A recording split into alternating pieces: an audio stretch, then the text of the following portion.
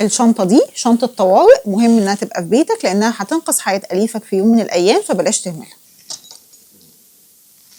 ايه مكونات شنطة الطوارئ بتاعتنا؟ اول حاجة معايا هي محلول الملح. محلول الملح ده معقم رهيب، ممكن هستخدمه للعين، هستخدمه لأي الجروح في اي منطقة في الجسم. قطرة التوبرين علشان لو حصل اي اصابة لعين أليفي فهي قطرة آمنة، مضاد حيوي لطيف ظريف كده، ممكن احطه لغاية ما اقدر اوصل للطبيب البيطري اللي بتعامل معاه وهو يتعامل مع اصابة العين بتاعت أليف. لو أليفي حصل له جرح من اي نوع، اول حاجة بعقم الجرح بمحلول ملح. في حاجة اسمها بايفيتراسين سبراي، دوت سبراي كده مضاد حيوي، هحطه على الجرح بعيدا عن المناطق السنسيتيف اريا او المناطق الحساسه زي العين او الودان او الانف. هلفه بشاش واتوجه للطبيب علشان هو يقدر ان هو يتعامل معاه. الأليف بتاعي بيرجع او بيسهل سسبكت كده فيرال او بكتيريال انفكشن، يعني انا شاكه في ان هو اخد برد مني او انا مش مطعماه فانا شاكه في فيروسات. محلول معالجه الجفاف هيبقى حل مناسب ان انا استخدمه لغايه ما اتوجه للطبيب البيطري عشان ما يحصلش للأليف بتاعي جفاف. لكن لو انا عارفه ان الكلب او القط بتاعي اكل حاجه مسممه بلاش اتدخل باي حاجه